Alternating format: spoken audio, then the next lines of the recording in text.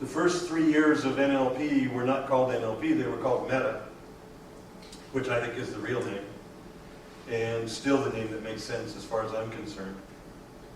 And basically it was John and Rich and me and those 7, 8 people trying to figure out how the hell people that were really good at stuff did it. What are they doing? What are they doing really? Not what do they say they're doing, because most of the time that's not it. What's the critical behavior, critical observation, and critical reaction to that observation? What's really doing the magic? You know, and every time we studied models, whether it was mathematics or physics or psychotherapy or whether it was Virginia Satir or whatever, we kept coming up with the fact that 90 to 95% of what those people did was smoke. It was a waste of time. You didn't need it. And or it was context that gave them the opportunity to make a particular observation, right? So if you didn't need this, could you do the same stuff without the smoke? You know, and we were discovering, hell, we could. You know, I could do a Gestalt work with a client in, 45 minutes that took Fritz 15 sessions or 10 sessions, because he was so full of his own hallucinations about what he thought was a personality should be, instead of keeping his own personality out of the way and working with the client. I think that's one of the most important things contributions that NLP has actually made in the world, is to say, guys, people are more important than models. The model is not the truth, the person is the truth. Come on. You don't adjust the person to fit a model, you adjust the model to fit the person. You guys know that. I mean, maybe you think that's simple and obvious, but when we were building NLP, I don't think there was a psychotherapist on the earth that believed that. They all, a client comes in and you know Gestalt, so you figure out what's wrong with the guy compared to Gestalt's model, and then you fix the guy to fit Gestalt. And that was therapy, Well, Christ almighty, that's the most, so now the person has their own problems which were never addressed, and the problems of the therapist which have never been addressed, and the inadequacies of the model, which is not a human being to begin with. So congratulations, you helped them. It's ridiculous. I saw people do therapy for years, and now they could use a bunch of words, but they still have the same problems they had when they started. Only now they know how to talk about it in a more sophisticated way. Well, I had an ego-id conflict with my impotency, and just like, for Christ's sake, you're still a jerk. So what? And I think maybe part of the bias that Richard and John and I had is, I think we were all, I guess pragmatist is kind of the fancy word for it, but we didn't believe anything. And we just went, no. I mean, all this crap that people say, all the models that they build, they're all garbage, because there's nothing specific there.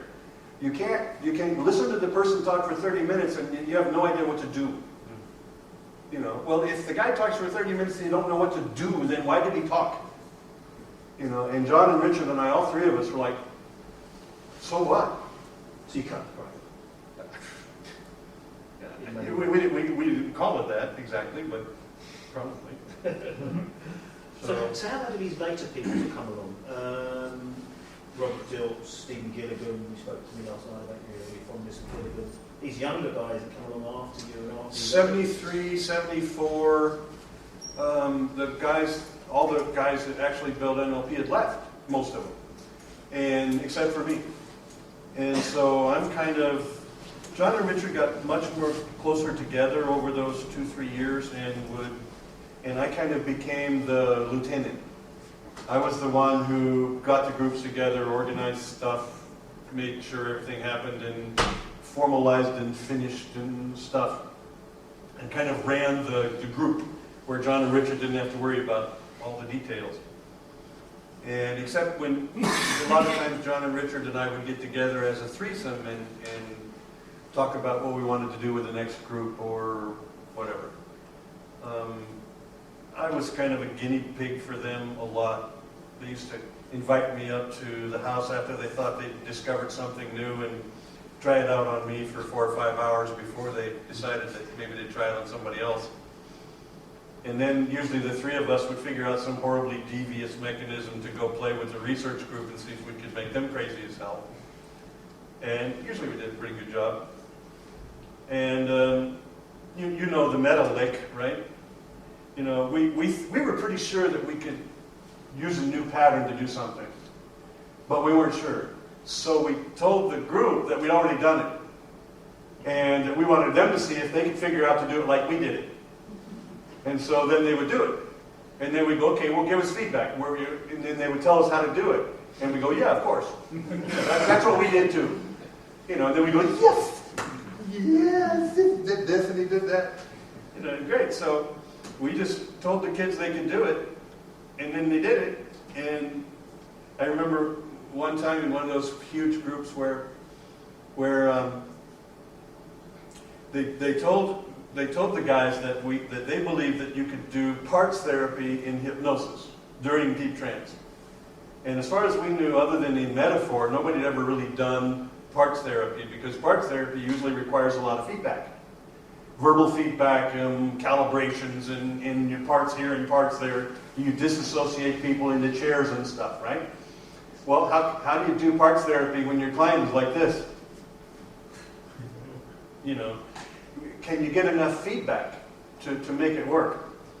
And so we told the guys that we'd already done it, and then we put them in different groups with other people and told them to do it. And then I knew that nobody had ever done it. And so as far as we knew anyway, nobody in the psychotherapy world had ever tried that, because it's two conflicting systems supposedly. So I got a group together and I figured out how to do it. And I was excited, and it was really fun. I came back to the group afterwards, and then the other guys hadn't quite figured out how to do it and couldn't get the proper feedback and so forth. And so then I told them what to fix and go back and do it again, and then they came back and they were all able to do it again. They were all able to do it, and then that night we discovered that you can actually do conscious DST work with the client in deep trance, and because of that, have much more profound results. And because you're basically working with both sides of the person at the same time, using two different kind of logical systems at the same time, getting feedback from both, and with the person barely conscious. And boy, you have to watch. And so for us, it really fine-tuned our senses. We played games that you guys should be playing that were just incredible, where we took 5 therapists. We gave them each a room with 4 participants from San Jose, right? And these were assistant trainers, and we said to the guys, we told each one of the trainers, me included, a format that we wanted them to use, and a therapeutic metaphor system that we wanted them to teach to the people in the room. All of it during trance. But none of the trainers knew what the other trainers were doing, right? Now, 10 minutes after we started, Richard walked in, grabbed me, pulled me out of the room I was in, took me to the next room, pulled that trainer out, and told me, go ahead. But you got to go ahead with what they're doing, not with what you were doing. And they're all zonked. I got 5, 6 people in front of me like this, and I have to try and use enough ambiguous embedded suggestions and get the calibration feedback from these people to figure out what in the hell the other person was doing, and then finish it. And they changed us 4 times in an hour. So I was in 5 different rooms during about an hour and a half, and just about the time I'd figure out what I was pretty sure what was going on in the room with the people in front of me, boom, I'd go to the next room, start over, boom, I'd go to the next room and start over. And then at the end, all the groups gave feedback to all the therapists about their experience of the metaphor that they had. And we wanted to get the groups to give feedback about the proper metaphor, with 5 different trainers all figuring out how to do the right metaphors. And woo, guys. You learn to observe, think fast, try and figure out how the heck to get content information from people who are not talking by using, you know how to do that, right? Right? Okay. Fun. Boom, boom, boom, group after group after group.